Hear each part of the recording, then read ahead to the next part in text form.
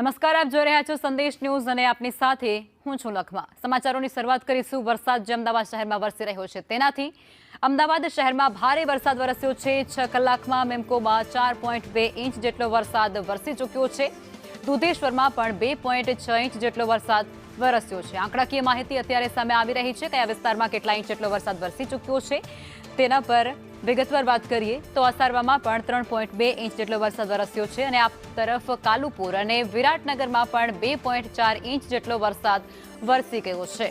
વટવામાં પણ 3 ઇંચ વરસાદ ખાબક્યો છે। અમદાવાદ શહેર અત્યારે જ્યાં જુઓ ત્યાં શહેરમાં પાણી જ પાણી જોવા મળી રહ્યું છે। અનેક વિસ્તારોમાં વરસાદ સારો એવો વરસ્યો છે, જેમાં અનેક વિસ્તારોમાં વરસાદી પાણી પણ ભરાયા છે। ખાસ કરી પૂર્વ વિસ્તારમાં પણ વરસાદી પાણી ભરાઈ ચૂક્યા છે અને એ તસવીરો પણ સામે આવી રહી છે, જ્યાં ઘૂંટણસમાં પાણી ભરાયા હોય અને ત્યાંથી વાહન ચાલકો પસાર થવા માટે મજબૂર થયા છે।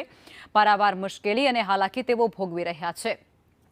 આ દ્રશ્ય અત્યારે ટીવી સ્ક્રીન પર જે ચાલી રહ્યા છે એક્સક્લુઝિવ દ્રશ્ય છે, જે અમદાવાદ શહેરના છે, જેને સ્માર્ટ સિટી કહેવામાં આવે છે અને વિકસિત શહેરોની અંદર અમદાવાદ શહેરનું નામ પ્રમુખ લેવામાં આવતું હોય છે અને ત્યારે અમદાવાદ શહેરના રોડ રસ્તાઓની જ્યારે આ હાલત સામે આવતી હોય છે ત્યારે અનેક સવાલ પ્રશાસન પર પણ ઉઠતા હોય છે।